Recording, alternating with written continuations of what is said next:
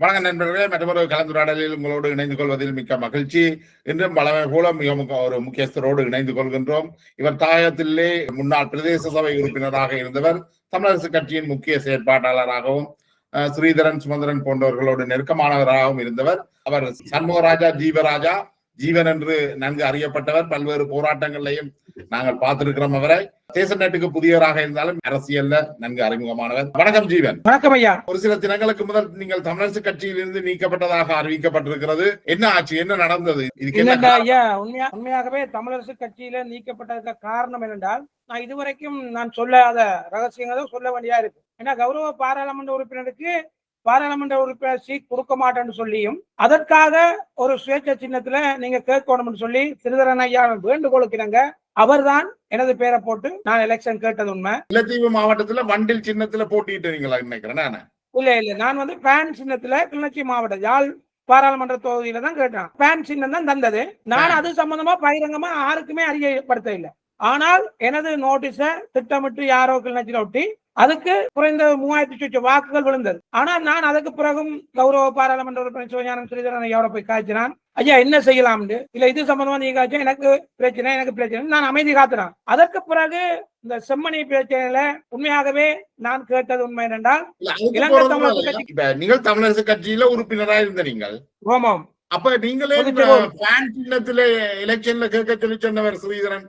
கௌரவ ஸ்ரீதரனுக்கு சீட் கொடுக்க மாட்டேன்னு சொல்லியும், நான் இந்த சின்னத்துல கேளுங்க, நான் எனக்கு சீட் தராட்டி நாங்க இதுல போட்டி போடுவோம்னு சொல்லி கிளர்ச்சி யாழ் தேர்தல் தொகுதியில சுயேட்சை கட்சி ஒன்றை போடுவோம்னு சொல்லி போட்டது. பாராளுமன்ற உறுப்பினர் ஸ்ரீதரனே, தமிழரசு கட்சியை சார்ந்த ஸ்ரீதரனே உங்களை தமிழரசு கட்சிக்கு எதிராக சுயேட்சையாக நீங்க சொல்லி கேட்டிருக்கிறார். சுயேட்சையா நிக்க சொல்லி அவர நிதி பங்களிப்போடு தான் சுயேட்சையா போட்டது. அது நான் மட்டுமில்ல, அவர் ஆபீஸ்ல வேலை செய்யறவங்க, அவர் முக்கியமானாக்கள் மிச்சம் எல்லாருமே அவர் தான் போட்டது.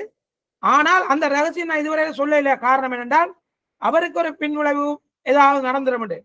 அதற்கு பிறகு அந்த எந்த ஒரு விசாரணையும் இல்லாம சுமந்திரன் உண்மையாவே படிச்ச முட்டாள்னு தான் சொல்லணும், உடனே கட்சியிலிருந்து உறுப்பினர் நீக்கிறதுக்கு சுமந்திரன் கடிதம் அடிச்சிருந்தார். என்ன கட்சியில இருந்து உறுப்பினர் நீக்கிறதுக்கு எந்த தகுதியும் கிடையாது. ஏனென்றால் பொதுச்சபை உறுப்பினர், நீதிமன்றத்துல வழக்கு இருக்கு, நீதிமன்றத்துல கேஸ் நடக்கும் போது ஒரு கட்சி உறுப்பினரை உறுப்பினர் நீக்கிறதுக்கு எந்த தகுதியும் கிடையாது. அது மத்திய குழுவோட தீர்மானத்தோட செய்தேன்னு சொன்னார்கள். நான் அதுக்கு நீதிமன்றம் நாட சொன்னாங்க. அப்படி நான் அதுக்கு நாட இல்லை. இனி வரும் தேர்தல் 4 நாளைக்கு முதலா இல்ல என்ன விளத்த வைத்து இப்ப குறைந்தது 7-8 மாதம் ஆகிறது. ஆனால் நான் இப்ப வழியில நான் மக்களா நான் அரசியல் செய்து கொண்டுதான் இருக்கிறேன். மக்கள் மத்தியில உணர்த்தி கொண்டிருக்கிறேன் உண்மைகளை. ஏனென்றால் இலங்கை தமிழரசு கட்சியை பொறுத்தவரையில காசு இருந்தா தான் சேர்ப்பார்கள். இப்படி கௌரவ பாராளுமன்ற ஸ்ரீதரன் ஐயாட ஆபீஸ்ல இருந்து கன பேர் இப்படி கொஞ்சம் வளர்ந்து வார நேரத்துல கலைக்கப்பட்டது வளமை. அதுல நானும் புரட்டப்பட்டிருக்கிறேன். ஆனா எதிர்காலத்துல எந்த தேர்தலையும் நான் தனிமையில முகம் கொடுக்க தயாரா இருக்கிறேன். அப்ப கிட்டத்துல என்ன விவகாரம் நடந்தது? இப்ப ஏதாவது ஒரு வாரத்துக்குள்ள ஏதாவது நடந்ததா உங்களோட கட்சிக்குள்ள? அப்படி ஒன்று நடக்குது. எனக்கும் கட்சிக்கும் சம்பந்தம் இல்ல. கேட்கறது எனக்கும் கட்சிக்கு எந்த ஒரு சம்பந்தம் இல்லை. நான் என்ன நீக்கப்பட்டு தானே இருக்கிறேன். அதனாபடியா கட்சியில இனி எங்களுக்கு அப்படி ஒரு பிரச்சனை இல்லை. நான் இன்றைக்கு வெளியதான் இருக்கிறேன். ஆனா இந்த அளவுக்கு இந்த கட்சியை விட்டு என்ன நீக்கிறது சிறிதரனுக்கும் சுமந்திரன் ஐயா 2 பேருக்கும் தான் பொறுப்பு. ஆனா எதிர்வரும் தேர்தலில் அதுக்கான பாடங்களை படிப்போம். கட்டாயம் எனது மக்கள் படிப்பிப்பார்கள். இல்ல அதான் என்னன்னா, நீங்க அப்படின்னா 8 மாதத்துக்கு முதல் கட்சியில இருந்து நீக்கப்பட்டாலும் அதுக்கு பிறகு செம்மணி நடந்த போராட்டத்தில எல்லாம் நீங்கள் ஸ்ரீதரனோட சேர்ந்து கலந்து கொண்டு தானே இருக்கிறீங்க. சேர்ந்து கலந்து கொண்டு நான் என்னண்டா, நான் விசுவாசமா நம்புறேன். கடைசியா ஐபிசி ஒரு பேட்டியில அவங்க கேட்கிறாங்க, உங்களோட நின்றவர் தானே இதுக்கு குழப்பவாதி மஞ்சள் சேர்க்காரன். இவர் சொல்றார், ஏற்கனவே அவரை கட்சியை விட்டு நீக்கியாச்சு. அது ஏன் நீங்க இப்படி ஐநா தூதுவர் அந்த இடத்துக்கு வரக்கூடாதுன்னு ஸ்ரீலங்கா ராணுவ புலனாய்வு ஏன் செய்திருக்கலாண்டா, ராணுவ புலனாய்வு என்ன வச்சு செய்த மாதிரியும் என்ன ஒரு ராணுவ புலனாய்வு ஒரு மம்மத்துல கட்டி விட்டார் ஒரு கதையை. அது மக்களுக்கு தெரியும். நான் ஆறு, நான் என்ன, தேசியம் என்ன, எல்லாமே எனக்கு மக்களுக்கு தெரியும். யாருமே இலங்கை தமிழரசு கட்சியில வளர்ந்து வாரவர்கள் அதிகமா ஒதுக்கப்படுறது. ஆனா நான் ஒதுங்கி போற அளவுல இல்லை. நான் ஒரு சுயேட்சையில கேட்டுனாலும் இந்த கட்சி, நான் வேற கட்சிகளுக்கு போக மாட்டேன். இந்த கட்சியில முக்கிய புல்லுருவிகள் இருக்காங்க. உண்மையா இந்த கட்சியில இருந்து கலைக்கப்பட வேண்டியதா இருக்கு. இந்த கட்சி நீதிமன்றத்துல இருக்கு. நீதிமன்றத்துல கட்சி இருக்கும் போது ஜனாதிபதியை சந்திக்கிறாங்க, அங்க சந்திக்கிறாங்க, இங்க சந்திக்கிறாங்க. மக்களுக்கு பொய்யான பிரச்சாரம் செய்து கொண்டிருக்காங்க. உள் வீட்டு பிரச்சனையை தீர்க்க முடியாம இருக்காங்க. எப்ப நீங்க தமிழரசு கட்சியில மத்திய குழு இல்ல, ஒரு கட்சி கட்டுக்கோப்பைகளே இல்ல. யார் தலைவர், யார் செயலாளர், யார் பொருளாளர் என்றே தெரியாமல் இருக்கிறது. மாவீரனாவோட இறப்புக்கு பிறகு இந்த கட்சிக்கு பதவிக்காக தான் போட்டி போடுறாங்க. இந்த என்ன தேசிய தலைவர் ஒரு கை நீட்டிய வீட்டு சின்னம் தான் மக்கள் வீட்டுக்கு வாக்களிக்கிறார்கள் தவிர சிறிதரன் ஐயாக்கோ, சுமந்திரன் ஐயாக்கோ, சத்தியலிங்கம் ஐயாக்கோ, சாணக்கியனுக்கோ, CVK சிவஞானத்துக்கோ வாக்கு போட இல்லை. 7 மண்டா இவங்க நின்று இருந்தா இந்த வீட்டு சின்னத்தை விட்டு வெளியே வந்து சுயேட்சையா காட்டு விளையாட்டு பார்ப்போம். இப்ப தமிழரசு கட்சியில நீங்கள் எப்ப உறுப்பினரா? நீங்கள் உறுப்பினராகி நான் குறைந்தது 10 வருடம். இந்த யுத்தம் நடந்த ஒரு முடிந்து அதற்கு பின்னர் நீங்கள் தமிழரசு கட்சியோடு இணைந்து இருக்கிறீர்கள். ஓம் நான் வேற எந்த கட்சிக்கும் இல்ல. உங்களுக்கும் ஸ்ரீதரனுக்குமான நட்பு மிகவும் நெருக்கமானதுதான். நெருக்கமானது இப்ப இல்ல. இப்ப நான் கண்டா கௌரவமா சார் கண்டா ஓகே அவ்வளவுத்தோட தான் போகுது. ஏன்னா நான் வளர்ந்து வந்தத பிடிக்கல சாருக்கு. சார் வெட்டி விட்டுட்டேன். ஆனா இதுல பின்விளைவுகள் இனி வரும் கால தேர்தல் பதில் சொல்லும். கிட்டத்தட்ட கிளிநொச்சி வந்து ஸ்ரீதரனுடைய கோட்டையாகத்தான் இன்றைக்கும் இருக்குது. அதுல ஏதாவது தாக்கம் வந்திருக்க நினைக்கிறீங்களா? இல்ல 1,10,000 வாக்குல சாருக்கு விழுந்த எத்தனை வாக்கு போட்டேன்டா 70,000 வாக்கு விழுந்து சொல்லலாதானே. நாங்க யாழ் மாவட்ட தேர்தல் தொகுதியில இப்ப வாக்கு எண்ணிக்கை பாருங்க, சாருக்கு 75,000 வாக்கு விழுந்த வரலாறு இருக்கு. இப்பதே நிலைமையில சரிந்தது மாதிரி தானே. ஏனென்றால் ஒரு நேரம் இறைவன் என்று ஒரு ஆள் இருக்கிறார். அவருக்கு நாங்க நீதியா நடக்கணும். நீதி எங்க தப்புதோ அந்த நேரம் இறைவன் யாரையும் தண்டிப்பார். நீங்கள் எவ்வாறான உதவிகளை எல்லாம் பாராளுமன்ற உறுப்பினர் ஸ்ரீதரனுக்கு செய்திருக்கிறீங்க? அது உண்மையாகவே நான் மக்களுக்கு செய்தது இந்த இதுலயுமே படம் போட்டு காட்டினது கிடையாது. நான் மாசம் குறைந்தது 6 லட்சம் ரூபாய் இந்த சொந்த காசு நான் மக்களுக்கு செலவழிக்கிறேன். நான் ஒரு காலமும் படம் போட்டு காட்டின வரலாறே இல்லை. ஏன்னா நான் எனக்கு இறைவன் தாரர், நான் மக்களுக்கு கொடுக்குறேன். ஆனா நான் எந்த இதுலயுமே அந்த காசை நீங்கள் ஸ்ரீதரனையும் வச்சுக்கொண்டு ஸ்ரீதரனோட சேர்ந்துதான் கொடுத்திருக்கிறீங்க மக்கள். நான் கொடுத்தேன்னு அவர் கொடுத்தான்னு அவருக்கு தான் அந்த பேர். நான் எந்த இடத்துல போனாலும் சிறிதரன் ஐயாட வலது கைன்னு தான் சொல்லுவாங்க. 2 கையையும் உடைச்சு விட்டுட்டார்கள். பாப்போம், நாங்க தனிமையில தான் இப்ப செயல்படுறோம். அவ்வளவு மாசத்துக்கு 5-6 லட்சம் அவரை வச்சு மக்களுக்கு கொடுத்து அவருக்கு வாக்கு சேர்த்த உங்களை ஏன் அவ்வாறு தட்டி கழிச்சார் நினைக்கிறீங்க? இல்ல இதுல பின்னணிகள் கணக்கு இருக்கு. என்னென்றால் இனி வாரம் மாகாண சபைக்கு எங்களை போடணும் அப்படின்ற ஒரு கட்டம் வந்தா, அப்புறம் இங்க குருகுலராஜா சார் இருக்கிறார், அவருக்கு சீட் கொடுக்க வேணும். இதுல சார் உண்மையாவே சார் நல்ல மனிதர். சாருக்கு பின்னால இயக்குற சில கருவிகள் இருக்கு. அந்த கருவிகளை சொல்ல கேட்டுதான் சார் செயல்பட்டது. இன்றைக்கு ஒரு நேரம் இனி வரும் காலங்களில் தேர்தல்ல மக்கள் பாடம் படிப்பார்கள். என்றால் ஒவ்வொரு மனிதர் இப்ப என்ன பொறுத்தவரையில இன்றைக்கும் சில ஆளுக்கு தெரியாது. நானும் பாராளுமன்ற உறுப்பினரும் விளத்தித்தான் இருக்கிறோம். நான் அந்த கட்சிக்கு தொடர்பில்லைன்னு தெரியாது. நான் கட்டாயம் இப்ப நான் ஒரு 75,000 துண்டு பிரச்சாரம் அடிக்கிறேன்.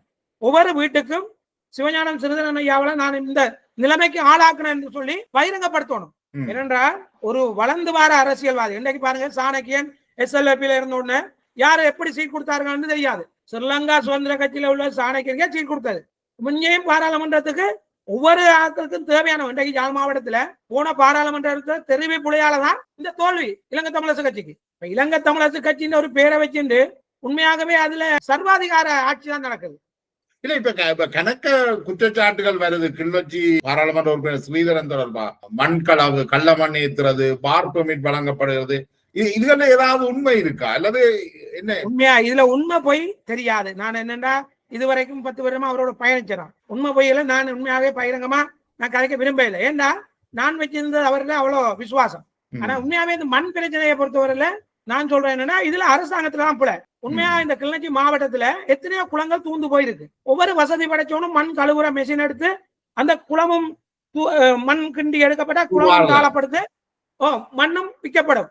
உண்மையாகவே மண் களவுன்னு சொல்ல முடியாது. என்னண்டா மண் வச்சிருக்க டிப்பர்கள், டிராக்டர் எத்தனையோ குடும்பங்கள் வாழுது. இந்த அரசாங்கம் திட்டமிடல் தெரியாமத்தான் மண் ஏதோ கஞ்சா பவுடர் செய்யற மாதிரி மண் வியாபாரிகளை நினைக்கிறாங்க. உண்மையா மண் வியாபாரிகள் பாவம்.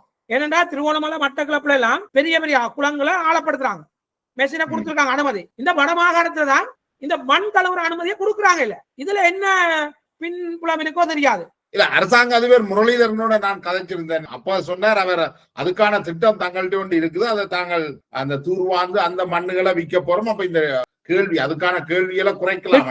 திட்டம் இன்னைக்கு எத்தனையோ வருஷம் போய் கொண்டுதான் இருக்கு. இந்த கல்மடு குளத்துல நீங்க இப்ப நீங்க ஒரு நியூஸ்ல பாத்திருப்பீங்க, கல்மடு குளத்துல கண்ட்ரோல் இல்லாம ஒரு 600 டிப்பர் மண் எடுத்து திருட்டுத்தனமா ஏத்த போனதுனால நான் தான் மறிச்சேன். இன்றைக்கு அந்த மண் பிரதேச சபைக்கு ஆளுநர் கொடுத்திருக்காரு. அதுவும் ஆளுநர் என்ன கழுவுனவனுக்கு அந்த கழுவுன காசு கொடுக்க சொல்லி, உண்மையாவே அவங்களுக்கு காசு கொடுக்க கூடாது, அது திருட்டுத்தனமான மண். அப்ப அப்படி செயல்படுற நேரம் இந்த அரசாங்கம் ஒரு துரிதகதியா செய்யலாம். அரசாங்கம் நினைச்சா உடனே அனுமதியை கொடுக்கலாம். கனியவளத்தோட காய்ச்சி அனுமதியை கொடுத்தா இந்த கள்ள மண் பிரச்சனை இருக்காது. உண்மையாகவே மண் டிப்பர் மண்ணை கொண்டு போய் யாழ்ப்பாணத்தை கடல்ல கொட்ட இல்ல, ஒவ்வொரு கட்டுமான பணிக்கு தானே கொண்டு போறாரு. இன்னைக்கு யாழ்ப்பாணத்துல 1 லட்சம் மண் விக்குது. அப்ப இதை நாங்க கண்ட்ரோல் பண்றேன்டா எத்தனையோ குளங்கள் கிளிநொச்சியில குறைஞ்சது எனக்கு தெரிய 50-60 குளங்கள் தூந்து போயிருக்கு. இன்னைக்கு கால் தண்ணி வயல் மாதிரி குளங்கள் இருக்கு. அந்த அளவு குளங்களையும் தோண்டி நாங்க எந்த ரூபாவும் செலவழிக்க தேவையில்லை. முதலாளி வர்க்கங்கள் இருக்கு, மண் வியாபாரிகள். இந்த குளத்தை டெண்டர், இந்த மண்ணுக்கு இவ்வளவு கட்டு, தண்டபாட்டில் மண் போய் கொண்டிருக்கும். இப்ப இந்த டிப்பர் வைத்து மண் ஏற்றுறவர்ல முக்கியமான ஒருவர் நான் கடையெல்லாம் வச்சுக்கிறேன், பேர் எனக்கு ஞாபகம் வரையில. அவரெல்லாம் ஸ்ரீதரனுடைய வலது கை என்று தானே சொல்லப்படுறேன். ஐயோ உண்மையாவே அதெல்லாம் போய் என்னென்றால் முற்றுமுழுதாக அதை மறக்கிறேன். என்ன காரணம்னா கிளிநொச்சியில உள்ள வேற கட்சிக்காரங்க இப்ப இவர் வாங்க, இவங்கடா கட்சி மத்த கட்சியை சொல்லுவாங்க இவங்கடா. இது இந்த கட்சி போட்டியில கிடைக்கிற ஒழுசு, மற்றபடி ஒரு இதுவும் இல்ல. சரி, 6 ஆளா இருந்தாலும் சட்டம் நீதி நியாயமா இருந்தா போலீஸ் பிடிக்க வேண்டியதானே, விட வேண்டியதானே. அம்மா எல்லாரும் சொல்லுவாங்க நான் இப்ப சிறிதரன் எனக்கு முரண்பாடு என்ற பொழுது பொய்யான குற்றச்சாட்டுகளை சொல்லக்கூடாது. அது தவறு. நீங்க என்ன பிரச்சனையை அவர்கிட்ட எதிர்கொள்றீங்களா? ஏன் அவர் ஒரு நெருக்கமான ஒருவர், அவருக்கு உதவி செய்த ஒருவரை நீக்கிறதுக்கு அவருக்கு என்ன பிரச்சனை இருந்தது? உங்களோட என்ன பிரச்சனை இருக்கும் தெரியாது, உண்மையாவே இறைவனுக்கு தான் தெரியும். நீக்கியாச்சு, இனி நான் உயிர் உள்ள வரைக்கும் அவரோட சேர்ந்து பயணிக்க இல்லை. நான் ஒரு சுயேட்சை சின்னத்துல எண்ணத்துல வெற்றி பெற்றாலும் என்றைக்கு ஒரு காத்திருப்ப இலங்கை தமிழரசு கட்சியோட இணைகிறோம். ஏன் தெரியுமா? இலங்கை தமிழரசு கட்சியில முக்கியமா ஒரு பதவி நிலையில ஒரு தரமே பதவி ஆசோலுசு அந்த கட்சியை நிதானமா கொண்டு போறதுக்கு ஒரு இயலாது. இன்றைக்கு பாருங்க, கௌரவ பாராளுமன்ற உறுப்பினர் சிவஞானம் சிறிதரன் தலைவர்ல வேண்டார். ஆனால் நாங்கள் தலைவருக்கு இவருக்கு வேலை செய்யக்க மட்டக்களப்பு சிறுநேசனுக்கும் சேர்ந்து தான் வேலை செய்யறாங்க செயலாளர். சிவஞானம் சிறிதரன் வெண்ட அண்டே அடுத்த நாள் கோதாசனையாவ செயலாளருக்கு இவரும் சைன் வச்சுட்டா சுமந்திரோட சேர்ந்து. அப்ப மட்டக்களப்பு சிறுநேசனுக்கு செய்தே துரோகம். நாங்க சொன்னது என்ன, மட்டக்களப்புக்கு கிழக்கு மாநிலத்துக்கு ஒரு செயலாளர் தாரம்னு சொல்லித்தான் சிவஞானம் சிறிதரன் வாக்கு விழுந்தது. இவர் வாக்கு வென்ற பிறகு தலைவர் வென்ற பிறகு ஜனநாயகம் தேவையில ஆடு மாடு தெரிவு செய்த மாதிரி நீ தலைவர், நீ செயலாளர், நீ பொருளாளர், இவங்களுக்கு மட்டும்தான் ஜனநாயகம் தெரியும், தலைவருக்கு மட்டும்தான் ஜனநாயக தெரிவு, மற்றவங்களுக்கு இல்ல. இன்றைக்கு நீதிமன்றத்துல கேஸ் கிடக்கு. ஆரோ ஒரு செய்த பிள்ளைகளால இன்றைக்கு கட்சி நாசமா போயிட்டு இலங்கை தமிழரசு கட்சியை மக்கள் இனி நம்ப போறது கிடையாது. அந்த நம்பிக்கை முற்றுமுழுதா இல்லாம போயிட்டு இன்றைக்கு பாருங்க 22 சீட்ல இருந்து 16 இன்றைக்கு இலங்கை தமிழரசு கட்சி எத்தனை சீட்ல நிக்குது? இன்றைக்கு என்பி ஜேஇபிய ஏன் இந்த 7 சீட்டை கொடுத்தவர்கள் மக்கள் நினைச்சாங்க என்ன, ஏதோ அனுரகுமார் ஜனாதிபதி அவர் தேசிய தலைவர் மாதிரி செயல்படுறார், இனி எங்களுக்கு எல்லாமே ஈழம் தரப்போறான்னு சொல்லித்தான் அவருக்கு வாக்கப்பட்டு. இன்றைக்கு பாருங்க, திருவோணமலையில ஒரு புத்த சிலையை வச்சு என்ன இருந்தாலும் தேசிய தலைவரும் சந்திரிகாவும் அனுராவும் கலைக்கல, இனவாதத்தை சிங்கள இனத்தை சேர்ந்து நாங்க பிரிக்க முடியாது. தமிழ் மக்களுக்கு ஒரு தீர்வு கொடுக்கும் வரைக்கும் இந்த ஸ்ரீலங்கா ஒரே ஒரு சுடுகாடத்தான் இருக்கும். தமிழ் மக்களை ஒரு நிரந்தர ஒரு தீர்வை கொடுத்து விளக்கும் வரைக்கும் இந்த பூமியில ஒன்றுமே நடைபெற இல்லை. தமிழ்ல விடுதலை புலிகள் காலத்திலேயும் புத்த கோயில் இருந்தது, ஆமுதுல இருந்த கிளச்சிலே விடுதலை புலிகள் தப்பு செய்யல, உடைக்க இல்லை. இன்றைக்கு பாருங்க, முல்லைத்தீவுல விகாரையை கட்டினாங்க, விகாரையை கட்டி அத்திவாரம் போட நாங்க தடுத்துனாங்க குருத்தூர் மலையில. ஆனா என்ன நிப்பாட்டக்கூடியதா இருந்தா நீதவானைய தீர்ப்பு சொன்னதுக்காக அவருக்கு விரட்டல, அவர் இன்றைக்கு வெளிநாட்டுக்கு ஓடிட்டார். இங்க பிக்குமார் என்றைக்கு அரசியல் இருந்து விளக்குறாங்களோ அன்றுதான் இந்த நாடு விடியும். என்னத்துக்கும் பிக்குமார்க்கு தானே போறாரு எந்த அரசியல்வாதியும். எங்கட தலைவர்களும் ஒரு சரியான தலைமையில தானே. இப்ப பாராளுமன்ற சிறிதரன் எடுத்துக்கொண்டால் அவர் உங்களை என்ன சொல்றார், நீங்கள் ஒரு புலனாய்வுத்துறை உறுப்பினர் என்று சொல்றார். அது அது உண்மையா பொய்யான்னு எனக்கு தெரியாது, நீங்கள் தான் சொல்லணும். ஆனா இவ்வாறான குற்றச்சாட்டுகள் தானே வைக்கப்படுது. ஒன்றும் இவர்களும் சாரோட இருந்து நான் மட்டுமில்லை, பொன்காந்தன், நகுலன், குமாரசிங்கம் போன்ற வளர்ந்து வாராக்களை சார் எப்படியோ வெட்டி தான் விடுவேன். ஆனா எனக்கு சொன்னவர், நீ என்னதான் வளர்ந்தாலும் உனக்கு கட்டாயம் ஆப்படிப்பார்கள் அடிச்சுட்டாங்க. அதைப்படிதான் கவலைப்படையில. என்றால் மக்களுக்கு உண்மைகளை விளங்கப்படுத்தா சரி. இன்றைக்கு 15 வருஷம் கௌரவ பாராளுமன்ற உறுப்பினர் சிவஞானம் சிறிதரன் இருந்தாலும் இன்றைக்கு ஒரு நாளைக்கு அவருடைய பிளசைகள் வெளிவரத்தான் வேணும். மக்கள் மத்தியில இன்றைக்கு ஒரு நாளைக்கு வெளிவரத்தானே வேணும். இப்பவே நிறைய வந்து கொண்டிருக்கு. அவர் 4000 கோடி சொல்றாரு. எனக்கு அது அந்த எண்ணிக்கை எல்லாம் தெரியாது. ஆனா இப்ப உங்களுக்கு அவரோட நீங்க நெருங்கி பழகினீங்கள். நீங்கள் அவரோட இணைகிற பொழுது அவருக்கு இருந்த சொத்து மதிப்பு என்ன, இப்ப என்ன இருக்கிற சொத்து மதிப்பு என்ன, இது கூடி இருக்கா குறைஞ்சிருக்கா? அதை பொறுத்தவரை உண்மையாவே முதல் இருந்தவரை சார் நல்லா இருக்கிறார், அது சந்தோஷம். 15 வருஷம் பாராளுமன்ற அவரோட இருந்த நீங்கள் எல்லாரும் சந்தோஷமா இருக்கிறீங்களா? நான் உண்மையாகவே இதுவரையில சிவஞானம் சிறிதரன் ஐயாட்ட 1 ரூபா காசும் நான் கை நீட்டி கேட்டதும் இல்லை, வாங்கினதும் இல்லை. தேர்தல் காலத்துல கூட நான் காசு வந்தா வாங்குறேன். ஏண்டா அந்த கடமை வேணாம். ஆனா இந்த அளவுக்கு என்ன வளர்த்தது அவர் தான். இந்த அளவுக்கு மக்கள் மத்தியில வளர்த்தது அவர். ஆனா வளர்த்த கிடாவை அடிச்சு சாப்பிடுற மாதிரி கடைசியா வளர்த்துட்டு அவரே தள்ளி விட்டுட்டார். அதுக்காக நான் அவருடைய ஆக்களே உங்களை இன்றைக்கு வட்டி ஜீவன் என்று தானே சொல்ல பார்க்கணும். வட்டிக்கு உண்மையாவே வட்டிக்கு பணம் கொடுக்குறேன்றது பொதுவாக நான் சின்ன காலத்துல இருந்து சின்ன கமிஷனுக்கு காசு கொடுத்து வாங்குற பலமை அது தவறில்லை. இன்றைக்கு கிளிநொச்சியை பொறுத்தவரையில 100% வங்கியும் வட்டி கடனோட தான் இருக்கு. நான் ₹1 கூடி கொடுத்துட்டு நான் ஒரு முரண்பாடோ இல்லாட்டி போலீஸோட பிரச்சனைப்பட்டு போலீஸுக்கு போயோ அப்படி இல்லை. நான் எதுவும் பிரச்சனைடா நீதிமன்றத்தை நாடுவன், நீதிமன்றம் நல்ல ஒரு தீர்ப்பு தரும். மற்றும்படி சண்டித்தனமோ அதை செய்ய சும்மா சொல்லுவாங்க. உண்மையாதான் கேட்கறது சில ஆக்களுக்கு எல்லாத்துக்கும் முதல் சொன்னவங்க இரும்பு ஜீவன்டாங்க, அப்புறம் அரசியல் ஜீவன்டாங்க, மஞ்சள் சட்டுண்டான கந்து வட்டினாங்க. கந்து வட்டினா என்னன்னு அதை சொல்றோட நான் விளக்கம் கேட்கணும்னு நான் நினைக்கிறேன். அதனோட பழகி பார்த்தா தான் தெரியும். நாங்க விடுதலை புலி நாங்க ஒரு விலை நிர்ணயிக்கக்கூடிய ஒரு ஆளை தான் நான் இருந்தேன் கிளர்ச்சியில. நான் கிளர்ச்சியில சும்மா இருக்கையில தமிழ்ல விடுதலை புலிகள் ஒரு விலை நிர்ணயிக்கக்கூடிய ஒரே ஒரு ஆள் விடுதலை புலிகள்ல குட்டின்னு உங்களுக்கு தெரியும், போக்குவரத்து குட்டி. அவர் தான் நிதித்துறை. நான் தான் விலை நிர்ணயிக்கிற ஆள். அப்படி செல்வாக்கா வாழ்ந்தான். தேசிய தலைவர் காலத்துல நான் செல்வாக்கா தான் இருந்தேன். அவரை சந்திச்சிருக்கீங்களா? நீங்க உங்களுக்கு சந்திக்க வாய்ப்புகள் கிடைச்சிருக்கா? கிடைச்சிருக்கீங்களா? அண்ணனை சந்திச்சிருக்கேன், வாய்ப்புகள் கிடைச்சது. அப்ப நீங்க என்ன தேடி அம்மாவையும் அரெஸ்ட் பண்ணது, அப்பாவையும் அரெஸ்ட் பண்ணது. நான் இந்தியாவுக்கு போயிட்டேன். நான் கப்பல் மூலியமா போய் இந்தியாவுக்கு போயிட்டேன். 2009 28ஆம் தேதி 3ஆம் மாதம் நான் இந்தியா போனேன். என்ன தேடி அம்மாவையும் அப்பாவையும் அரெஸ்ட் பண்ணி அப்புறையும் விடுதலை புலியின் அந்த குண்டு தாவண பதிவோடு தான் அப்புறம் ரிலீஸ் பண்ணது. அம்மாவை காய்ச்சலோட விட்டாங்க. அம்மா ஒரு மாத்திரம் மோசம் போயிட்டாங்க. அதுக்குள்ள எங்கட வரலாறு இறைவனுக்கு தான் தெரியும். அப்ப எல்லாரும் சொல்லலாம், பழைய வரலாறுகள் எல்லாரும் கதைக்கலாம். சரியா? போராட்டத்துல நீங்க என்ன பொறுப்புல இருந்தீங்களே? நான் போராட்டத்துல பங்கு கொள்ளையில, நான் மறைமுக சில வேலைகள் செய்த மற்றபடி போராட்டத்துல பங்கு கொள்ளையில. அப்ப இந்த கடைசி யுத்த காலத்துல நீங்கள் கைது செய்யப்பட்டு அப்படி ஒன்றும் நடக்கல? இல்ல, 3ஆம் மாதம் 28ஆம் தேதி நான் கப்பல்ல என்ன விடுதலை புலிகள் அனுப்புனவங்க. நான் அப்படியே போய் இந்தியா போயிட்டேன். அதுக்கு பிறகு நீங்கள் எல்லாம் யுத்தம் முடிஞ்ச பிறகுதான் நீங்கள் திருப்பி இங்க வந்துருக்கீங்க. ஆமா. ஓகே. அப்ப இந்த குற்றச்சாட்டுகள்ல வேலமாளிதனும் இன்னும் ஒரு வாழ் ஸ்ரீதரனுடைய நீங்கள் இடது கை வலது கை என்றால் அவரும் ஒரு இடது கை வலது கையா தான் இருக்கிறார். உங்களை வெளியேற்றுறதுல எல்லாருக்கும் ஒரு பங்கு இருந்திருக்கா? எல்லாருக்கும் பங்கு இருக்கு. எல்லாருக்குமே பங்கு இருக்கு. ஆனா அவர்கள் மீதுமே கடுமையான விமர்சனங்கள் இருக்குல்ல. பெண்கள் தொடர்பான விமர்சனங்கள், பண மோசடி தொடர்பான விமர்சனங்கள். பெண்கள் உண்மையாவே எந்த பெண்ணையும் ஒரு யார் தொட்டும் இதுவரையில எந்த ஒரு போலீஸ்ல போன இல்லை. அது உண்மையா எல்லாத்துக்கும் இயலாத காரணம் பொம்பளை கல்யாணம்.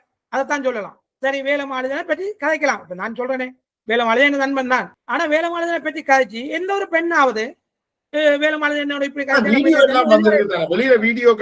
உண்மையாகவே அதெல்லாம் திட்டமிட்டு செய்யப்பட்டது. அந்த காலத்தை திட்டமிட்டு காசு கொடுத்து செய்யப்பட்டது. அது எனக்கு தெரியும். நான் இன்றைக்கு அந்த கட்சியில இல்லைன்னு சொல்லி பொய்யான பிரச்சாரங்கள் நான் செய்ய ஒரு காலமும் செய்ய மாட்டேன். அப்ப என்ன நாங்கள் இப்ப ஸ்ரீதரனோட இருந்தவர்கள் எல்லாம் ஒரு நல்லவர்கள், வல்லவர்கள், உத்தமர்கள் என்று சொல்லலாம். ஐயோ, நான் நல்லவர், வல்லவர், உத்தமன் என்று சொல்றது அது அவரவர திறமை. நான் சொல்றேனே, நான் புல செய்யலன்னு நான் சொல்லுவேன். ஆனா இன்னொரு சொல்லுவான், அவன் படுகல்லன்னுவான். இன்னொருவனுக்காக வாழ இயலாது. வேறு ஒருத்தரும் சொல்லல, அவர் தான் சொல்றார். நீங்கள் பினராயி பிரிவு அது இதெல்லாம் அவர் தான் சொல்றார். வட்டி ஜீவன் என்றெல்லாம் சொல்றது ஸ்ரீதரன் தான். அதானே அவர் சொல்ற. என்ன வெற்றோக்கு என்ன கட்சியிலிருந்து வெற்றோக்கு என்ன வழி இல்ல, வெற்ற அளவுக்கு நீங்க என்ன தவறு என்ன செய்வீங்கன்றதான் அவருக்கு நினைக்கலாம். எதிர்காலத்துல நான் அவரோட போட்டி போடலாம். எதிர்காலத்துல இப்படி ஒரு சின்ன சிக்கல் வரலாம். அரசியல் போட்டின்ற அரசியல்ல இப்படி எல்லாம் சூழ்ச்சியல் இருக்குன்னு தெரியாதானே. இது என்னன்னு நீங்க கையாள போறீங்க? அப்ப எதிர்காலத்துல நீங்கள் சுயேட்சையா நிக்க போறீங்களா? எதிர்காலத்துல சுயேட்சையா நின்று நான் ஒரு பாடம் ஒன்று படிப்பிச்சு இலங்கை தமிழரசு கட்சி கிளிநொச்சி மாவட்டத்துல நல்ல ஒரு பாடம் ஒன்று கற்பிப்பேன். ஏன்னா மக்களுக்கு அத்தனை பேருக்கும் தெரியும். இதை வச்சு கற்பிக்க போறீங்க? என்ன நீங்க சொல்றீங்க? அந்த தவறுகள் ஒண்ணு செய்யலன்னு சொல்றீங்க. என்னோட பாடம் தவறுதல் இல்ல, தவறுதல் இல்ல. இப்ப உண்மையாவே என்ன கட்சியை விட்டு வெளியே நீக்கிறது ஒரு திட்டமிட்ட சதி. அந்த சதியை மக்களுக்கு சொன்னாலும் சரி, அவர்றப்பல சரி. அது இறைவன் இருந்தா இன்றைக்கு பாராளுமன்றத்துல போனா பச்சையா கிழிச்சு கொண்டிருக்காங்க. ஆனா நாங்க இருக்கிற காலத்துல நாங்க எந்த எதிர்ப்பு வந்தாலும் ஒரு அடிச்சு அதை மடக்கக்கூடிய டேலண்ட் எங்களுக்கு இருந்தது. இப்பொழுது 6 கேட்டாலும் இறைவா நீ தான் பாத்துக்கணும். நடக்கலாம், நடந்திருக்கலாம், அது நடந்திருக்கு, நடக்காம இருக்கலாம். அல்ல இப்படி இருக்கா? இப்ப நீங்கள் அவரை பற்றி ஏதாவது குற்றச்சாட்டு வச்சா அப்புறம் அவர் உங்களை பற்றி மோசமான குற்றச்சாட்டுகளை வைப்பார். ஐயோ, எனக்கு இந்த யாருக்குமே பயம் கிடையாது. நான் இந்த கிளிநொச்சி மாவட்டத்தில் இலங்கையில யாருக்கும் பயம் இல்லை. என்றைக்கும் சாவு, 6 சாவு 60 சாவுன்ற மாதிரி நான் இந்த சாவுக்கோ சண்டித்தனத்துக்கோ பயப்படுற ஆள் இல்லை. இப்ப விடுதலை புலிகள் சார்ந்து 2 கட்சி அங்க ஏற்கனவே இருக்குது. ஒன்று ஜனநாயக போராளிகள் கட்சி, அடுத்தது புனர்வாழ்வளிக்கப்பட்ட தமிழ் விடுதலை புலிகள் என்று 2 கட்சி இருக்குது. இது விடுதலை புலிகள் அமைப்பில இருந்தவர்களால உருவாக்கப்பட்டிருக்கு. நீங்க தேசிய தலைவர்ல அவ்வளவு மதிப்பு மரியாதை எல்லாம் இருக்குன்னு சொல்றீங்க. ஏன் நீங்க இந்த 2 கட்சியை விட்டுட்டு தமிழரசு கட்சியில போனீங்க? இல்ல என்னென்றால் முதல் இலங்கை தமிழரசு கட்சி தேசிய தலைவரால் உருவாக்கப்பட்ட கட்சி. தமிழ் தேசிய கூட்டமைப்பு எல்லாரையும் ஒன்றிணைச்சு எல்லாத்தையும் நீட்டா தானே வச்சிருந்தவர். இந்த வீட்டு சின்னத்தை கூடி வடக்கில கிடந்த வீட்டு சின்னத்தை தலைவர் தான் தூசி தட்டி வெளியில எடுத்தவர். அந்த வீட்டுக்கு தான் மக்கள் மரியாதை, மக்களுக்கு அந்த கேட்கிறாக்களுக்கு இல்ல. அதை நாங்க தனிமையில கட்டிட்டு போறது. மக்களுக்கு சேவை செய்யணும்டா, மக்கள் விரும்பினா ஆனந்தம் தான் மக்களோட மக்களா இருந்துட்டு போறது. நாங்க இலங்கை தமிழரசு கட்சியில இல்லைன்னு நாங்க வேலை செய்ய இன்றைக்கு கூடி கௌதாரி முனையில 18 வருஷமா ஒரு பெற்றோர் கௌரவிப்பு நடக்கல. இன்றைக்கு நான் போய் பெற்றோர் கௌரவிப்பு நடந்து அவங்களுக்கு புது துணி எல்லாம் கொண்டு போய் கொடுத்து சந்தோஷம்னா பெரிய சந்தோஷம். நியூஸ்ல நீங்க பாப்பீங்க 18 வருஷமா அந்த இடத்துக்கு யாரும் கௌரவிக்க இல்லையா? அப்படியும் இருக்குத்தானே. நினைக்கிறேன் பரந்தன் பாதை 2 இளைஞர்கள் விழுந்து மரணித்து இருந்தார்கள். அது நடந்து அடுத்த நாளே நீங்க அந்த இடத்துல போய் ஒரு ஆளுநர் மறிச்சு அந்த பாலம் இப்ப போட்டு கொண்டிருக்காங்க. உண்மையாவே அந்த அந்த கதையை நீங்க சொல்லுங்க. அந்த 2 பேருக்கும் ஆடிஜி கிளர்ச்சி மாவட்டத்து என்ஜினியர் நஷ்டஈடு கொடுக்கணும். எந்த ஒரு மறைப்பும் இல்லாம தான் அந்த பிள்ளைகள் 2 முடிந்தது. இதுவரை நஷ்டஈடு கொடுக்க இல்ல. நானும் அதை கிண்டி கொண்டுதான் இருக்கிறேன். திருவண்ணாமலையில ஒரு முக்கியமான விஷயம் என்னென்றால் நீங்கள் செய்யற அரசியலுக்கு அப்பால மக்களுக்கு பாதிப்பு ஏற்படுற விஷயங்கள்ல குரல் கொடுக்கிறது வலு முக்கியமான விஷயம். நீங்கள் பிரதேச சபை உறுப்பினரா இருந்திருக்கிறீர்கள். உங்களோட தலைவராக இருந்த பழைய தலைவராக இருந்த ஸ்ரீதரன் பாராளுமன்ற உறுப்பினராக இருந்திருக்கிறார். இப்ப கிளிநொச்சி இந்த வன்னி மாவட்டத்துல தானே போரால பாதிக்கப்பட்டு ஊனமுற்றவர்கள் படுக்க பின்னோட இருக்கிறவர்கள் எல்லாம் நிறைய பேர் இருக்கிறோம். ஏன் பாராளுமன்ற உறுப்பினர் ஸ்ரீதரன் 15 வருஷமா இருந்திருக்கிறார்? அந்த போராளிகளுக்கு எதுவுமே செய்யப்படவில்லை. உதவி செய்யப்படவில்லை, செய்யறாங்க. ஆனா உண்மையாவே காணாது. உண்மையாவே எங்களை பொறுத்தவரையில நீங்க நாங்க உதவி செய்யறோம் கட்டாயம் ஊனமுற்ற போறவர்கள் காய் கால இல்லாத இவ்வளவு கஷ்டப்படுறார்கள். ஆனால் உதவி கிடைக்கல இல்ல. மன உதவியை மட்டும் சொல்ல இல்லை. இப்ப அவர்களை மருத்துவமனைக்கு அழைச்சு போறது அல்லது முன்னாள் போராளிகள் அம்மா அப்பா இருக்கணும், தேடுதாரற்றி இருக்கணும், அவைக்கு ஒரு ஹாஸ்பிட்டலுக்கு கூட்டிக்கொண்டு போற இப்படியான சரீர உதவிகளை செய்யக்கூடிய அமைப்புகளை கூட, ஏனென்றால் தமிழ் அரசியல்ல பாராளுமன்ற உறுப்பினர் ஸ்ரீதரன், பாராளுமன்ற உறுப்பினர் கஜேந்திரகுமார் 2 பேரும் தான் விடுதலை புலிகளை வச்சு வாக்கு சேர்த்தார்கள். அப்ப அவைக்கு கூட பொறுப்பு இருக்குத்தானே? இருக்கு. ஆனா இப்ப எங்கட ஸ்ரீதரன் சார் ஆபீஸ பொறுத்தவரையில அதிகமான பேர் மாதம் சாமான் எடுக்கிற வேலைமா இருக்கு. சாமான்கள் கொடுக்குறது சில அமைப்புகள் அது கிட்டத்தட்ட கட்சி பிரச்சாரமா தானே அது மேற்கொள்ளப்படுது. நான் இதுக்கு பொதுவா பொறுத்தவரையில நான் சொல்றேன், உங்களுக்கு தெரியும் தெரியாது. இப்ப பிரான்ஸ்ல இருக்கிறார் முத்தலகன் தமிழ்ல விடுதலை புலிகள்ல நிதித்துறை பொறுப்பா இருந்தவர். அவருக்கு பெரிய ஒரு தொகையோட தான் அவரை லண்டனுக்கு பிரான்ஸுக்கு அண்ணனாக்கள் அனுப்புனது. இப்படியான பெரிய பெரிய வசதியானாக்கள் இருக்காங்க. இவங்களுக்கு ஒரு கார்டு போட்டு ஒரு மாசம் 10,000 ரூபாய் கொடுக்கக்கூடிய எத்தனையோ கோடீஸ்வரர்கள் இருக்காங்க. உண்மையா மாவீர பெற்றோருக்கு 10,000, தாயுதப்பனுக்கு 10 20,000 அனுப்புனாலே சந்தோஷம். அத யாரும் முன் செய்கிறார்கள் இல்லை. ஆனா சொல்லப்படுது அங்க இருந்து வர காசு இங்க வடிவான சரியான முறையில விநியோகிக்கப்படையில என்று. ஏன்னா கேட்டாலும் கோடிக்கணக்கான இல்ல நான் சொல்றேனே, நான் இதுக்கு ஒரு கதை சொல்றேன். நான் ஆஸ்திரேலியா போயிருந்தேன். ஆஸ்திரேலியா போய் நின்ற நேரம் மாவீர தின நாள். அப்ப எனக்கு அந்த மாவீர தினம் செய்தாங்க. அந்த இடத்துக்கு போன நேரம் ஆஸ்திரேலியாவில கொஞ்சம் முன்னாள் போராளிகள் சொன்னாங்க, நாங்க தேராவி துயிலம் இல்லத்துக்கு 5 லட்சம் அனுப்புறோம். அப்ப நாங்க கேட்டேன், யாருக்கு அனுப்புறீங்க? தலைவருக்கு. நான் தான் தலைவர். பிறகு சொன்னாங்க கிளிநொச்சிக்கு அனுப்புறேன். பிறகு உடனே வேலை மாநிலம் கிடைச்சு கேட்டேன், ஆஸ்திரேலியாவில 5 லட்சம் வந்ததா? இல்ல. நான் அதற்கு பிறகு உடனே அந்த இடத்துல இருந்து ஆஸ்திரேலியா வீட்டுல விளக்கு கொளுத்தி கும்பிட்டுட்டு அன்றைக்கு முடிவெடுத்துறாங்க, தேராவி துயிலம் இல்லத்துல எல்லாம் வெளிநாட்டு காசு இப்ப நீங்க 1 லட்சம் கொடுக்க ஆசைப்பட்டா அந்த கமிட்டிக்கு அனுப்புங்க, மற்றபடி அங்க சேர்த்து அதை இதை செய்யு காசு வாங்க வேணாம். நான் போன முறை 1800 பேர்ட்ட காசு வாங்கினாங்க. 100 ரூபா 50,000 1 லட்சம் தந்துருக்காங்க ஊர்ல. அந்த காசை வச்சு தான் செய்யறோம். இன்றைக்கும் 30 பேர் புத்தகம் அடிச்சு கிராமமா நிதி சேர்த்து தான் செய்யறோம். ஏனென்றால் ஒரு காலத்துல சொல்லக்கூடாது டேஸ்போரா தான் செய்து மக்கள் விரும்ப இல்லை. அந்த மக்களால தான் மாவீர தினம் செய்யப்படுது என்ற ஒரு கருத்து வேணும். அதுக்காக இப்ப எல்லாமே மக்கள்கிட்ட தான் நாங்க வாங்குறோம். நாங்க இந்த வெளிநாட்டுல இருந்து வர காசுகள் இந்த பாராளுமன்ற உறுப்பினர்கள் தங்களோட அரசியல் நிதிக்காக பயன்படுத்தினோமா பிரச்சாரத்துக்கு? அது உண்மையாகவே தெரியாது. அது யார் அனுப்புறாங்கன்னு தெரியாது, வாரம் தெரியாது. துயிலம் இல்லத்தை பொறுத்தவரை இன்னைக்கு 3 வருடமா எந்த ஒரு நிதியும் வாரது கிடையாது. எந்த துயிலும் இல்ல நீங்க சொன்னீங்க? நாங்க தேராவில் விளங்கல. தேராவில் துயிலம். நான் போசகரா இருக்கிறேன். ஒரு காலமும் நாங்க எந்த ஒரு பெரிய அமௌண்டையும் நாங்க கேட்கவும் இல்லை, வாங்கவும் மாட்டோம். ஏன் தெரியுமா? அவங்க ஒரு அமைப்பு சொல்லுவாங்க, நாங்க தாரம் நீங்க தாரம். ஏனப்பா சண்டை? மக்கள் தருவாங்க, இங்க உள்ள மக்கள் தருவாங்க. நிறைய துயிலும் இல்லங்கள் இருக்குது. ஆனா அந்த துயிலும் இல்லங்களை தாங்கள் தான் பரமாறிக்கொள்ளும். நீங்கள் சொல்றீங்க ஒரு துயிலும் இல்ல, தேராவில் துயிலும் இல்லதை நீங்கள் பாக்குறேன். ஆனால் நான் பாக்குறேன்னு சொல்லல. அதாவது உங்களோட அமைப்பு மக்கள் மத்தியில ஒவ்வொரு அமைப்புகளும் பாக்குது. மக்கள் மத்தியில கொண்டு வரணும் சொல்லப்படுறத பற்றி என்ன நினைக்கிறீங்க? அது ஒரு தரம் கொன்றவே இல்லாது, கொன்றவும் மாட்டாங்க, கொன்ற முடியாது. ஒரு கொண்டு வந்து அதுக்குள்ள திருட்டுத்தனங்கள் மோசமா போகும். அந்தந்த கிராமத்தில் உள்ளவங்க செய்வாங்க. தேசிய தலைவர் சொல்ல இல்ல, இது ஒரு அமைப்பு தான் செய்யணும்னு சொல்ல இல்ல. மக்கள் மயப்படுத்தினதா மாவீரர் துயிலம் இல்லைங்க, அது மக்கள் செய்வாங்க. விடுதலை போராட்டம் நடந்த காலத்துல வேற எந்த அமைப்புமே இயங்கலாது, அது ஒரே ஒரு அமைப்பு மட்டும்தானே இயங்கினது.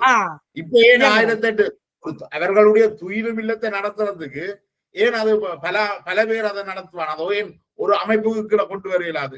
ஒரு அமைப்புக்கு கீழே இப்ப ஒரு அமைப்பையுமே 100% யாரும் நம்ப மாட்டாங்க. ஆனா 10 அமைப்பை மட்டும் என்னன்னு நம்புறது நாங்க?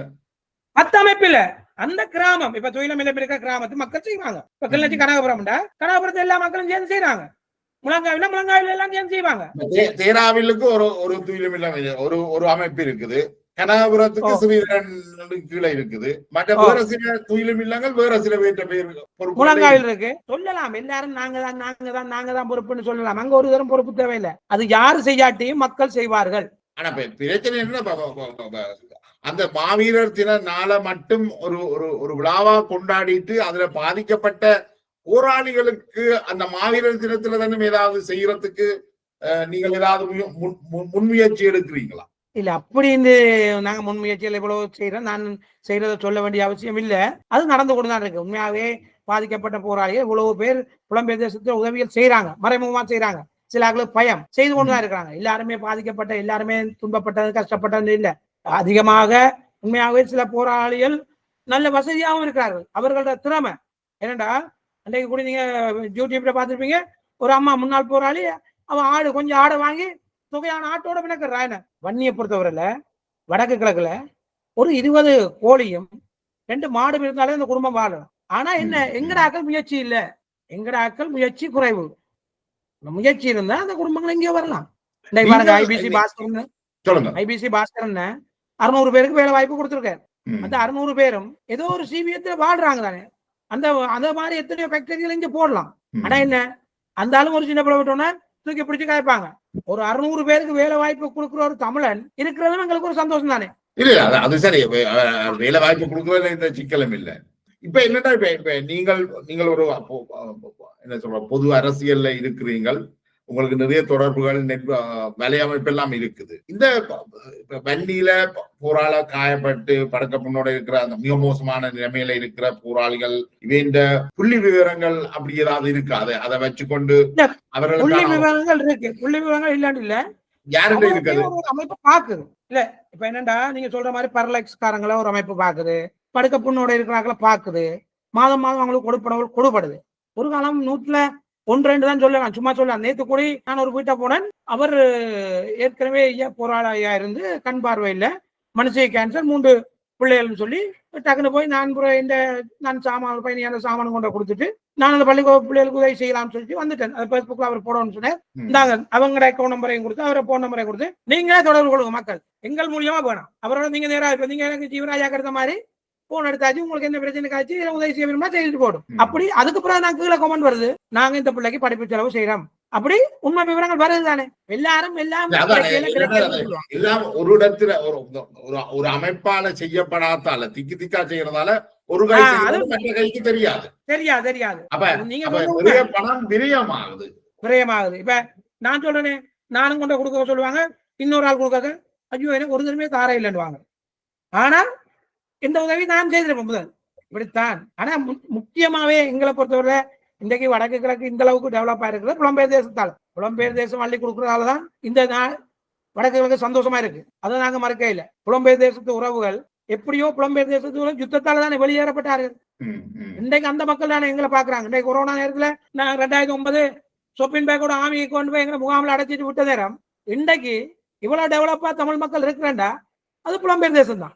இப்ப நீங்க பாராளுமன்ற உறுப்பினர் ஸ்ரீதரன் வலது கையா இருந்த அதே சமயம் இன்றைக்காவது நீங்கள் சுமந்திரனோட நெருக்கமாக பயணித்திருக்கிறீங்களா? ஐயோ, சுமந்திரனோட நான் நெருக்கமா இருந்தேன். சுமந்திரனோட நெருக்கம் இல்லாமல் இல்ல, சுமந்திரன் சில போக்குவல் பிள்ளையால எனக்கு பிடிக்கல. ரைட், என்னண்டா ஜனநாயக முறையில நாங்க தேர்தல் கேட்கிறோம். தேர்தல் கேட்டா சரி அவர் வெண்டுட்டார், நீ விட்டு கொடுத்து நீ கையை கொடுத்து விட்டு அந்த கட்சியை காப்பாத்த பாக்குறீங்க இல்லையே, நீங்க தான் பெரியாக்களாக பாக்குறீங்க. நான் எல்லாருக்கும் முதலே சொன்னேன், கடைசியாக கீரியும் பாம்பும் பாரி இருந்த ஸ்ரீதரனும் சுமந்திரனும் சேர்த்து உங்களை வெளியில போட்டாங்க. ஸ்ரீதரன் வெளியில போட்டிருந்தா நியாயம், பரவாயில்ல. ஸ்ரீதரன் போட்ட திட்டம் சுமந்திரன் திட்டம், அவர் துவக்க திட்டது சுமந்திரன் சுட்டது, அவ்வளவுதான். கிட்டத்தட்ட அவர் 2 பேருக்கும் இடையிலையும் ஒரு புரிந்துணர்வு இருக்கு. இருக்கு 2 பேருக்கும் உள்ள தொடர்புகள் இருக்கு. ஏனண்டா இன்றைக்கு பாருங்க, என்னதான் சொன்னாலும் சுமந்திரன் நாடி பிடிச்சிருந்தான் சேரும் இருக்கிறார். சுமந்திரன் எதுக்க முடியாம தான் இருக்கிறார். சுமந்திரனும் சிறிதரன் எதுக்க முடியாம தான் இருக்கிறார். அவங்க 2 பேரும் ஒன்றாத்தான் இருக்கிறாங்க. நாங்க தானே கலைக்கப்பட்டது. இந்த கட்சி 2 பேருக்கும் சொந்தம் இல்ல. இந்த கட்சி இலங்கை தமிழர் கட்சி இவர்களுக்கு சொந்தமானது கிடையாது. இவங்க இப்ப ஏறி இருக்காங்க பஸ்ல, இவங்களும் ஒரு நேரத்துக்கு இறங்கத்தான் வேணும். ஸ்ரீதரன் போய் கஜேந்திரகுமாரோட சேர்றதுக்கு வாய்ப்பு இல்லை. அவர் 2 பேரும் கிட்டத்தட்ட ஒரே என்ன சொல்றது ஒரே மொழியில தானே கதைக்கணும். கிட்டத்தட்ட கொள்கை அடிப்படையில அதை சொல்லலாது. ஒரு காலத்துல சுமந்திரன் ஐயா சிறிதரன் ஐயாக்கு சீட் கொடுக்காடி எங்கேயோட அவர் சேர்த்தானே வேணும். இப்ப எங்கட கட்சியில என்ன தொடர்ந்து பார்லிமெண்ட் சீட்டை கொடுத்து கொண்டுதான் இருப்பாங்க. புதிய ஆட்களுக்கு எந்த ஒரு சந்தர்ப்பம் கிடையாது. இன்னைக்கெல்லாம் கிள்ளச்சில 1,10,000 வாக்கு இருக்கு. கிள்ளச்சில 2 பேரை போடலாம், ஆனா போட மாட்டாங்க. சரி, இல்ல கிள்ளச்சில 1,70,000 வாக்கு தான் இருக்கு நினைக்கிறேன். 1,10,000 பேர் வாக்கு போடக்கூடியவருக்காக 70,000 பேர் வாக்கு போட்டிருக்கிறார்கள். இனி வருங்காலத்துல வாக்கு போடாதவர்களுக்கு இந்த குற்றப்படம் 62 அனுரா திசாயக சொன்னபடியா இனி கொஞ்சம் வாக்குகள் கூடும். அது நல்ல நடைமுறை நினைக்கிறீங்களா? அது உண்மையா நல்ல வாக்கு கட்டாயம் போடணும். அது யாருக்கு போட்டாலும் பரவாயில்ல. ஜனநாயக முறையில எங்கட சொந்த வாக்க நீங்க யாருக்கு போட்டாலும் பரவாயில்ல, அது போட்டே ஆகணும் இல்லையா? வெளிநாடுகள் எல்லாம் சில இடங்கள்ல இருக்கு வாக்கு போடாட்டி ஃபைன். உண்மையா 10,000 ஃபைன் அடிச்சாலே அரசாங்கம் கடனை கட்டிடலாம். சரி, இப்ப உள்ள முந்தி வந்த அரசுகளோட ஒப்படைக்குள்ள இப்ப இருக்கிற அரசாங்கம் பற்றி அவர்கள் இந்த மாவீர தின நிகழ்வுகளை கையாளுறதை பற்றி என்ன நினைக்கிறீங்க? இல்ல, மாவீர தின நிகழ்வுகளை கையாளுறதை பற்றின்றது நாங்க எந்த அரசாங்கம் இருந்தாலும் மாவீர தினம் நடந்து கொண்டுதான் இருந்தது. இது சும்மா படமா இவர் அமைச்சர் சந்திரசேகரன் சொல்லிக்கார் ராணுவத்தை வெளியேற்ற ராணுவம் வெளியேற்ற போறது இல்ல, பொய்யான தகவல். இது தமிழ் மக்களுக்கு ஒரு கதை, பார்லிமெண்ட்ல ஒரு கதை, சிங்கள மக்களுக்கு ஒரு கதை. இதுதான் அரசியல் படம். கெடுபிடி கெடுபிடி குறைஞ்சதும் இல்ல கூடதும் இல்ல, அப்படித்தான் இருக்கு. கெடுபிடி குறைஞ்சதும் இல்ல கூட. இன்னைக்கு தேராவி தொழில் இல்லத்தை பொறுத்தவரை 15 ஆமி தான் இருக்கு. அந்த ஆமியை வெளியேற்ற மாட்டாங்க. ஆனா சொல்றாங்க இந்த உலகத்துல நாங்க வெளியேற்றுவோம் போய் 27ஆம் தேதி நான் இந்த அமைச்சருக்கு அந்த தொழில் இல்லத்துல இருந்து இந்த ராணுவ கேம்புக்கு முன்னால இருந்து பச்சையா கேட்பேன். ஏன் தெரியுமா? பொய்யான பிரச்சாரத்தை மக்கள் மத்திய செய்யக்கூடாது. 7 பாராளுமன்ற உறுப்பினர் அனுப்பியிருக்காங்க எங்க தமிழ் மக்கள். அவங்களால இன்னைக்கு புத்த சிலை தற்கலுமோ, திருவோணமலையில புத்த சிலை வைக்கணுமா? புத்த சிலை இருக்கிறதுக்கு கும்புரோகு சில ஆமது கும்புரோகு இல்லாம இருக்கு ஆக்கள். என்ன இது புத்தர் இடம் என்று சொல்லி பரப்புறாங்க. யுத்த நேரத்துல கூடி நாங்க முகாமில் இருக்கிற நேரம் எத்தனையோ தொல்பொருள் திரைக்கிறோம் அவன் கொண்டோல் புத்தர் எத்தனையோ தாட்டி வச்சிருப்பாங்க. இன்றைக்கு என்ன சொல்லுவாங்க? இது புத்தர் சிவலிங்கம் வச்ச மாதிரி தான், அதுல போய் நாய் தான் மூத்திரம் அடிக்குது. அப்படித்தான் இப்ப சிவலிங்கம் வைக்கல. ஆணையரோட ஒரு பெரிய சிலை ஒன்று வச்சிருக்கல. சிவன் சிலை இல்ல, அது நாய் மூத்திரம் அடிக்கிறது. அது உண்மையாவே இறைவன் பராமரிக்கிறாங்க. யாரு சொன்ன பராமரிக்கிறது? நான் பாக்கல அதுல பிளாஸ்டிக்கும் நாயும் தான் நின்றது. இல்ல, பராமரிக்க ஒவ்வொரு பூசைக்கும் அதுக்கு பராமரிச்சு பொங்கல் வச்சு எல்லாம் செய்யறாங்க. ஒரு நினைவுகள் தானே. என்ன கேள்வி என்ன, இந்த புத்தர் சிலை வைக்கிறது, சிவருமான் சிலை வைக்கிறது, என்ன கோடிக்கணக்க 25 கோடியில புங்குடுதீவில ராஜேஸ்வரி அம்மன் வைக்கிறது, இதால எல்லாம் மக்களோட பிரச்சனை தீர இல்லையோ. ஒரு காலம் மக்களோட குறைய நீக்க மாட்டாங்க. உண்மையாகவே நான் இப்ப நீங்க சொல்றது நானும் ஒரு ஆஞ்சநேய கோயில் வச்சிருக்கேன். ஒவ்வொரு கிழமையும் அன்னதானம் கொடுக்கணும். ஆனா நான் இந்த பூசைகள் அந்த பெரிய பூசை எல்லாம் இல்ல, சாப்பாடு மக்களுக்கு தான் கொடுக்கணும். ஐயன்மாருக்கு பெரிய பூசை வச்சு கொடுக்க வேண்டிய அவசியம் இல்லை. எனக்கு ஒவ்வொரு கிழமையும் 25 முடியும். கோயில்ல கொடுக்குற அன்னதானத்தை ஓகே அங்க வாரக்கும் கொடுக்கும். அது கொஞ்சத்தை அப்படியே கொண்டு இந்த வெளியில வெளிக்கிட இல்லாத போராளிகள் அப்படி உண்மையாவே அப்படியான போராளிகள் அப்படி உண்மையாவே உணவுக்கு கஷ்டமானாக்கள் என்று இல்ல. அது பொய்யான. ஓ நீங்க வேண்டாம், நீங்க பறக்கல வாங்க, நானும் பாறேன். எங்கேயாவது அப்படி இருந்தா காட்டுங்க. அப்படி எல்லாம் இல்ல.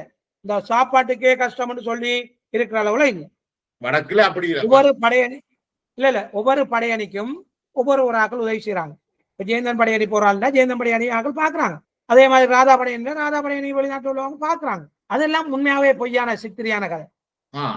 அப்படி அவ்வளவு கஷ்டத்துல அப்படி கஷ்டம் ஒரு காலம் இல்ல. இப்ப உங்களோட அரசியல் எதிர்காலம் எப்படி இருக்கும்? என்ன திட்டமிட்டு இருக்கிறீங்க? இப்ப அரசியல் எதிர்காலம் மாகாண சபை தேர்தல் வந்தா மாகாண சபை நான் இலங்கை தமிழரசு கட்சியை எதிர்த்து கேட்கறதுக்கு நான் தயாரா இருக்கிறேன். அடுத்த பார்லிமெண்ட்லையும் எதிர்த்து கேட்க தயாரா தான் இருக்கும். நான் மக்கள் பணி செய்து கொண்டிருப்பேன். நான் யாரையும் புலம்பெயர்ந்த காசோ இல்ல யார்த்தையும் வாங்கி உதவி செய்ய எனக்கு தேவையும் இல்லை. இறைவன் தருவார், நான் கொடுப்பேன். இப்ப நீங்கள் சுயேட்சையாக தான் நிற்பீங்க. நீங்கள் சங்க கூட்டணி ஒரு தடவை சேர மாட்டேன். எந்த வாக்கால இன்னொருதன் வரக்கூடாது. எனக்கு மக்கள் ஆனதம் தான் நான் செய்வேன். நான் எந்த இடத்துல வந்தாலும் நான் சப்போர்ட் பண்ணேன். நான் இப்ப ஒரு கட்சிக்கு ரைட் ஓகே சப்போர்ட் பண்றேன் நான் சொல்லுவேன். கிளஞ்சி மாவட்டத்தில் எனக்கு 100 கிலோமீட்டர் ரோட் தாரியா, நான் உனக்கு சப்போர்ட் பண்றேன். அது ஆளுங்கட்சியா இருக்கட்டும் இவனா இருக்கட்டும். மற்றபடி எனக்கு உழைச்சி எனக்கு கொண்டு போகணும் அவசியம் இல்லை. எனக்கு 3 பிள்ளைகள் ஆஸ்திரேலியால இருக்கான், தம்பி பிரான்ஸ் இருக்கான், தங்கச்சி கனடாவில் இருக்கிறான். நாங்க இதுல இருந்தா உழைக்க அவசியமும் இல்லை. யார் என்ன சொன்னாலும் நான் இறைவனுக்கு தான் பயம், மனிதனுக்கு பயமே இல்லை. இப்ப என்னென்னால் இப்ப நீங்கள் தனித்து போட்டிகள் சொல்லி இருக்கிறீர்கள்.